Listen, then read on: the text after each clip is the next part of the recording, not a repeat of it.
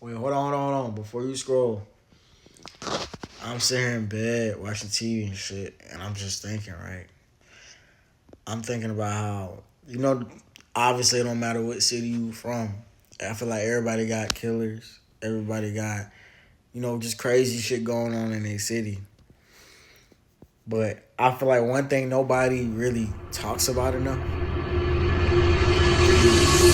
the niggas that sneeze in their motherfucking hand, bro. That shit is so nasty. It's like you got multiple things to sneeze into. You can sneeze into your arm. Typical. You can sneeze into the air. That's nasty, but some people do it. You can even 360 that motherfucker. What?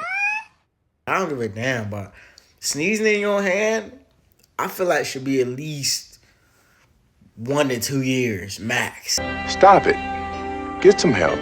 I mean, like, I feel like that's not talked about enough.